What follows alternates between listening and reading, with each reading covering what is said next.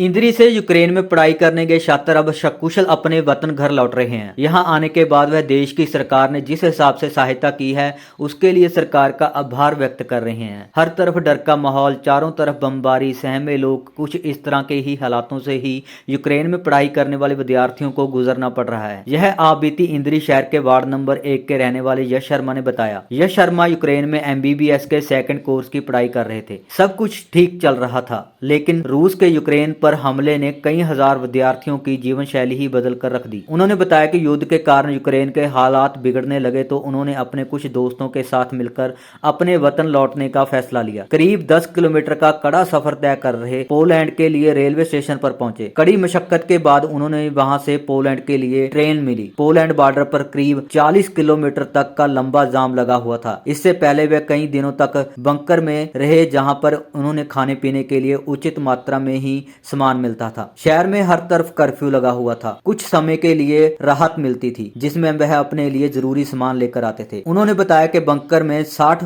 भारतीय छात्र थे। बॉर्डर पर पहुंचने पर इंडियन एम्बेसी ने उनका पूरा साथ दिया और उन्हें किसी प्रकार की कोई परेशानी नहीं आने दी। My name is Yash Sharma. I am from Kharkiv city, doing medicine course. MBBS कर रहा हूँ मैं वहाँ पे, सेकंड कोर्स में हूँ। तो अभी फ़िलहाल की सिचुएशन वहाँ पे वॉर हुआ था। 24 फरवरी को वॉर स्टार्ट हुआ था, बट लेकिन हमारे पास उससे पहले कोई भी इंटीमेशन नहीं थी कि वॉर स्टार्ट होगा या कोई ऐसी एडवाइजरी नहीं थी। एक फॉर्मल सी एडवाइजरी थी इंडियन एम्बेसी की तरफ से कि जो नॉन इसेंशियल लोग हैं वो जा सकते हैं, जिनका वहाँ पे काम नहीं है वो लीव कर सकते हैं कंट्री।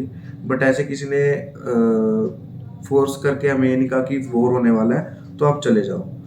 तो इस चीज़ को देखते हुए सब स्टूडेंट्स नॉर्मल थे। वॉर की सिर्फ न्यूज़ आ रही थी, लेकिन ऐसा कुछ हमें दिखाई नहीं दे रहा था। सब कुछ नॉर्मल था वहाँ पे। तो इस चीज़ को देखते हुए कोई सिचुएशन ऐसी थी, लेकिन 24 तारीख को जब एकदम वॉर हुआ तो बिल्कुल एकदम से पैनिक की सिचुएशन आ गई।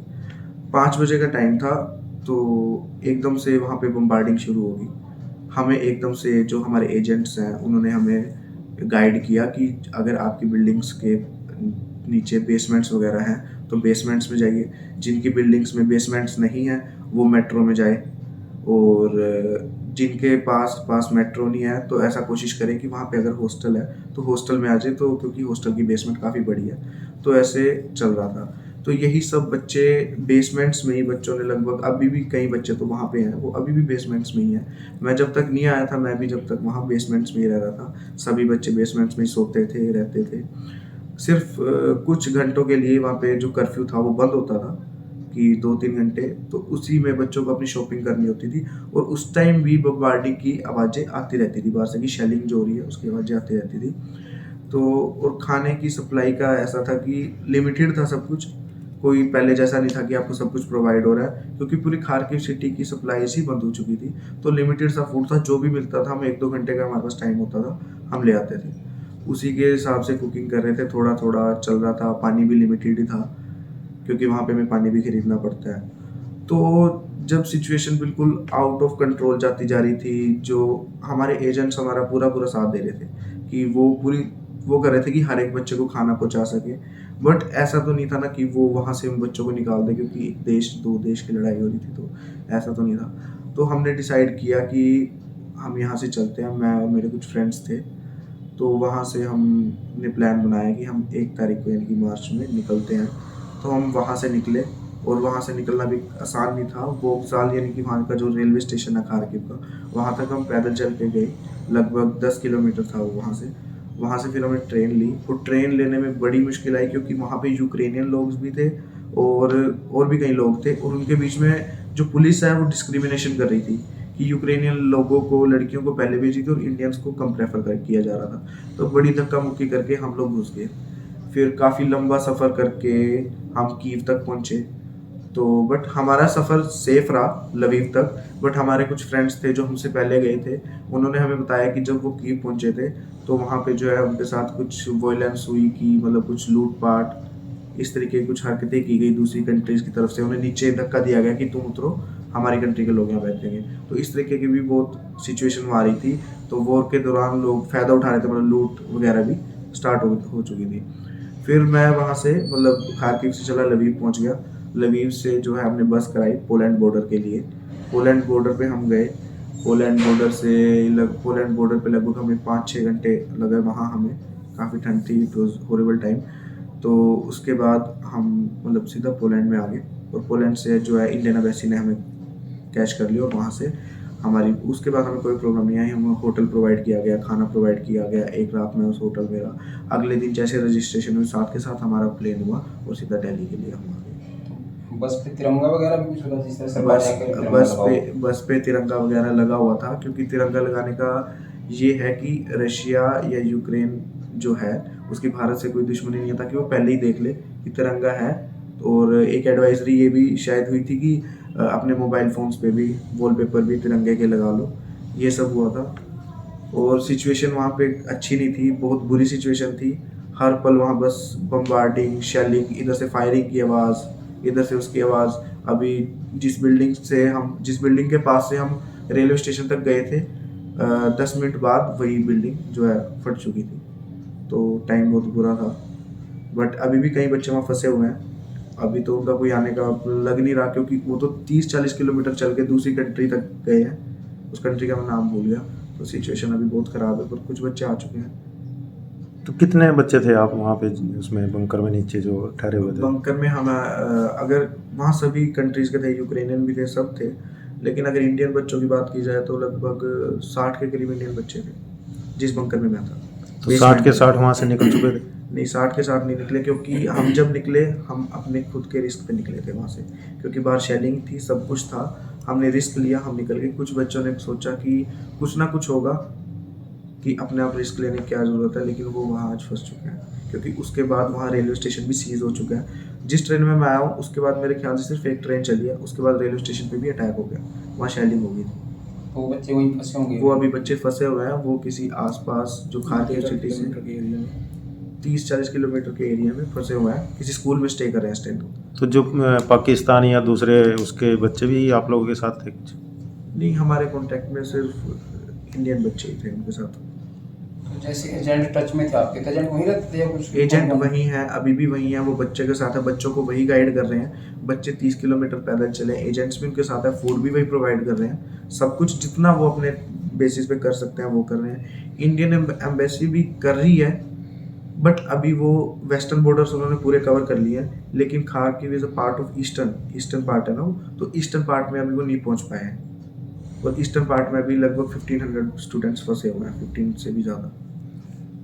तो कहीं जो इन्होंने नंबर दिए गए थे, आपातकालीन नंबर जारी किए थे, भाई इनसे संपर्क कर लें जो भी स्टूडेंट हैं, ऐसा कोई कॉल आपके पास आया इंडिया गवर्नमेंट की तरफ हमारे से? पास कोई कॉल नहीं आया, आपातकालीन नंबर नहीं थे। एम्बेसी के नंबर दिए थे अलग अलग बॉर्डर्स के, बट उसकी भी ज़रूरत ही नहीं पड़ी, क्योंकि हाँ जब बच्चे अपने आप ही बॉर्डर पे पहुंच गए तो कोई ज़रूरत ही नहीं।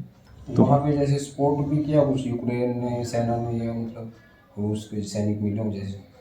हाँ जी, वो मतलब दिन में जो है उनकी जो है स्ट्रीट फाइट्स होती हैं। रात को ज़्यादातर शेलिंग होती, दिन में भी शेलिंग होती है, लेकिन दिन में उनकी स्ट्रीट फाइट्स होती हैं। और वीडियोस वगैरह से जो हमारे पास हमारे ग्रुप में वीडियोस आती थी, उनसे देखा तो ये देखा जा रहा है कि यूक्रेनियन जो सेना है वो भी रशिया के ऊपर काफ़ी हैवी बढ़ रही है वो लोग। तो जिस फ्लाइट में आया उसका खर्चा वगैरह आपका लगा या? नहीं, उसका कोई खर्चा नहीं लगा। पोलैंड में हमने स्टे किया, उसका कोई खर्चा नहीं लगा। खाने पीने का एक बार जब हम पोलैंड में एंटर हो गए, उसके बाद फ्लाइट का खर्चा, खाने पीने का खर्चा, होटल का खर्चा, वो सारा इंडियन एम्बेसी की तरफ से था। मतलब इंडिया गवर्नमेंट पूरी मदद कर रही है? इंडियन गवर्नमेंट हमारी पूरी मदद कर रही है, जो है जितना वो कर पा रहे हैं मतलब कर रही है। तो उस कंट्री में कौन कौन सी जगह अपने इंडियन थे जो बच्चे वहाँ पे स्टडी करने के लिए जा रहे थे? वहाँ खारकीव सिटी थी, लवीव सिटी है, और दिनीप्रो, ओडिशा, लुहांस्का, ये सब सिटीज़ हैं जहाँ पे मेजर। कीव सिटी है। तो सबसे ज़्यादा स्थिति खराब कहाँ पे है? फिलहाल सबसे ज़्यादा स्थिति खराब खारकीव में ही है, खारकीव के बाद कीव है। जो बच्चे वहाँ फंसे हैं उनकी मदद सरकार कैसे कर सकते हैं? यहाँ की सरकार ने वेस्टर्न बॉर्डर्स पूरे कर लिए हैं, बस सरकार को ईस्ट में जाने की ज़रूरत है, क्योंकि बच्चे वहीं फंसे हुए हैं। क्योंकि बॉर्डर्स तक जाने में ही खतरा है, वो बॉर्डर्स तक कैसे जाएंगे? वो बॉर्डर्स तक नहीं जा सकते, तो उनको वहीं से कुछ इवैक्यूएट करने का वो करना चाहिए, क्योंकि वो बाहर भी नहीं निकल सकते। बाहर स्ट्रीट फाइट्स हो रही हैं, बाहर शेलिंग हो रही है। तो उसको देखते हुए सरकार को ईस्टर्न पार्ट में अपनी इवैक्यूएशन स्टार्ट करनी चाहिए। तो एक वीडियो भी सामने आया था भी यूक्रेन के जो लोग हैं वो भी मदद कर रहे हैं खाने पीने वगैरह के बंकर में। यूक्रेन के लोग भी इंडियंस की मदद कर रहे हैं, मतलब इंडियंस के सारे इंटरनेशनल लोगों की मदद कर रहे हैं। इस जो सिचुएशन है इसमें सभी एक दूसरे की जो मदद करके चले। बंकर्स में हम भी थे, तो हमारे साथ जो यूक्रेनियन लोग थे उन्होंने किया, मतलब सपोर्ट किया सबको। जब वहाँ स्थिति इतनी क्रिटिकल हो गई तो आप लोग क्या महसूस कर रहे थे वहाँ पे? बस सबसे ज़्यादा तो पैनिक का माहौल था कि ये नहीं पता था कि क्या होगा। हमेशा वही डर रहना कि रात को सोने तो जाते लेकिन नींद नहीं आती थी, ऐसी वाली सिचुएशन आ गई थी। मतलब ऐसे मतलब जो ये शेलिंग की बम की आवाज़ है जो लोग सोच भी नहीं सकते, वो कॉमन हो चुकी थी कि आज वहाँ बम गिरा है, आज वो बिल्डिंग गिर गई, आज यूनिवर्सिटी के पास मिल गया। तो सिचुएशन बहुत ही क्रिटिकल थी। बाहर निकलते थे एकदम से शेलिंग होती थी, अंदर भाग के आते थे। तो एक तरीके से गैम्बलिंग थी। जब हम सामान भी लेने जाते थे, अपनी ज़िंदगी के साथ गैम्बलिंग थी कि पता नहीं क्या होगा, अगले सेकंड में है कि नहीं है, कुछ भी नहीं पता था। जब फैमिली से बात होती थी उस समय क्या है?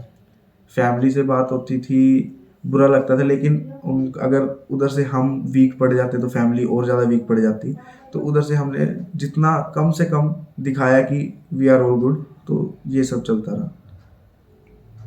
तो जैसे सामान वगैरह लेने जाते थे बीच में, तो उसमें रेट में कोई ये तो नहीं था कोई लूट मार हो रेट में भी? नहीं, जैसे इंडिया में रहता है कई बार। रेट में कुछ थोड़ा बहुत फ़र्क था, मतलब कुछ चीज़ों के प्राइसेस हाई थे वॉर के दौरान, बाकी और कुछ फ़र्क नहीं था। बट चीज़ें नहीं बची थी, वो मतलब खाने का सामान, गुड्स वगैरह सब कुछ ख़त्म हो चुका था।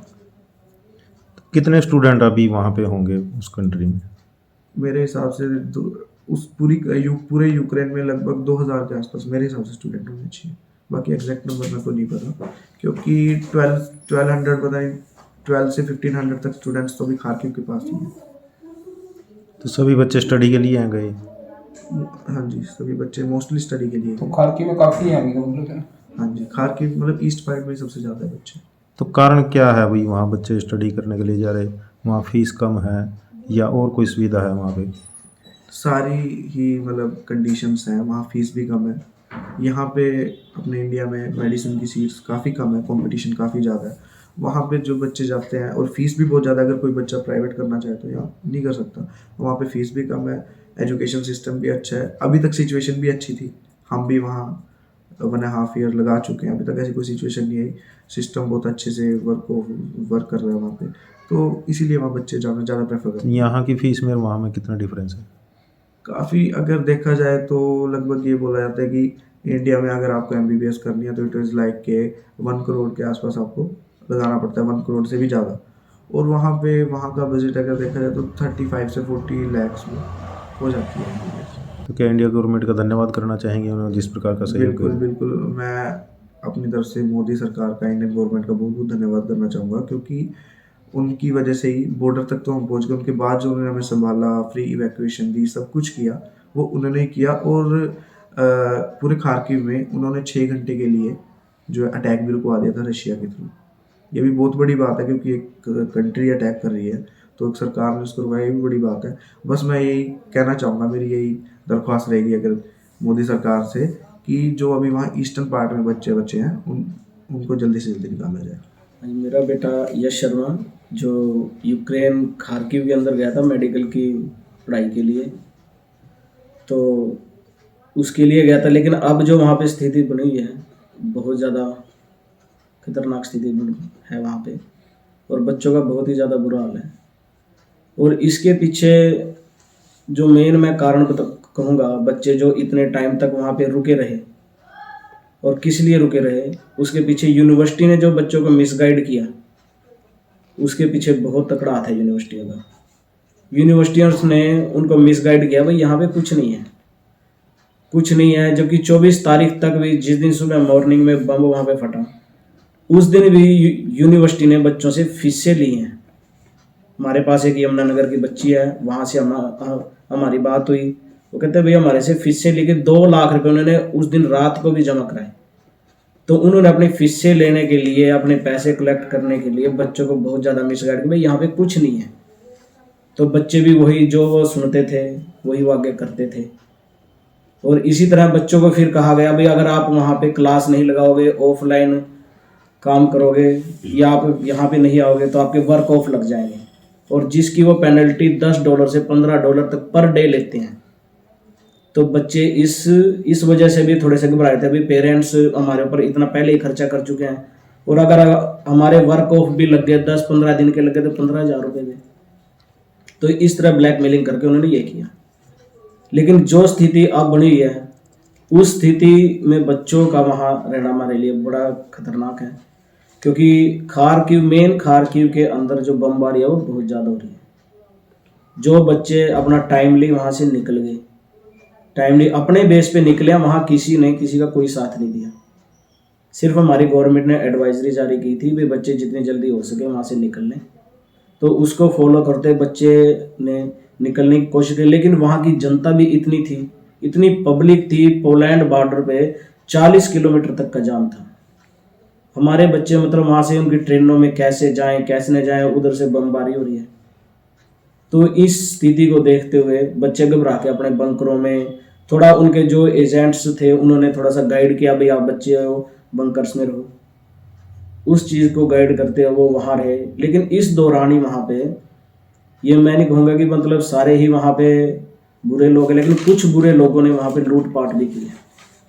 जो हमारे इंडियंस थे, बच्चे थे, उनको पता था भी बच्चे अभी ये क्या करेंगे, बाहर के हैं, उनके हॉस्टल के जो अब प्राइवेट रूम्स में रहते थे हॉस्टल से अलग, उनके मतलब वहाँ पे लूटपाट करने की कोशिश की। तो जैसे मेरे बेटे थे, ये इकट्ठे रहते थे। एक टाइम ऐसा था, इन्होंने बताया भाई हमें अपने हाथ में हथियार तक लेके, कोई अपनी रक्षा के लिए डंडा तक, कोई चक्कू तक लेके बैठना पड़े, भाई कोई हमारे ऊपर हमला ना कर दे। तो ऐसी स्थिति हुई थी। और बाकी स्थिति तो हम न्यूज़ पे देख ही रहे हैं वहाँ पे कितना बुरा हाल हो रहा है। लेकिन इस दौरान जो हमारी गवर्नमेंट ने, मोदी सरकार ने जो अपने संबंध बना रखे हैं देशों के साथ, उसका हमें बहुत ज़्यादा फायदा मिला। क्योंकि हर एक बॉर्डर पे मोदी नारा चला है, इंडिया का झंडा चला है, और ये किसी से वो नहीं है। क्योंकि हमारी एक पाकिस्तानी बस को भी जब रास्ता नहीं मिला, उन्होंने भी इंडियन फ्लैग लगा के वहाँ से निकले हैं, जो कि न्यूज़ पे भी आई थी। तो मतलब हमारी सरकार ने किया है, लेकिन एक अंदर जाके करना थोड़ा इम्पॉसिबल था। बट अपने बच्चों को बॉर्डर से लेके और इंडिया तक पहुंचाने में मोदी सरकार का बहुत ज़्यादा सहयोग है। इसके लिए मैं उनका धन्यवाद करना चाहूँगा, क्योंकि मोदी है तो मुमकिन है, ये उन्होंने करके भी दिखाया है। और जो उनके संबंध दूसरे देशों से है, उसको भी आज उन्होंने कह के दिखाया भी हाँ, संबंध क्या चीज़ होते हैं, एक दूसरे के साथ संबंध कैसे बनते हैं।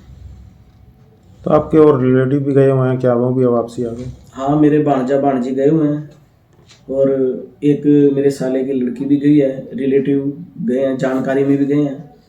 तो उनमें से एक बच्चा अभी वहीं पे है, उनकी आज रात की फ़्लाइट है, वो रोमानिया बॉर्डर पे आ गए हैं।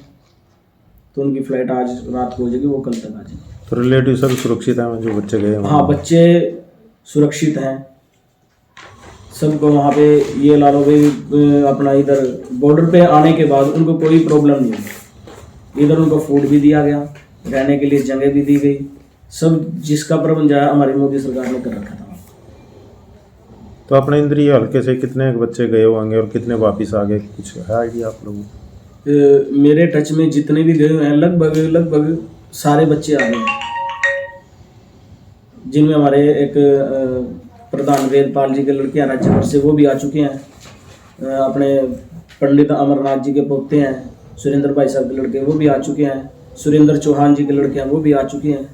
और मेरा बेटा भी आ चुका है। एक जींद का लड़का है, वो भी आ चुका है। जो हमारे टच में थे वो लगभग सारे बच्चे आ गए हैं।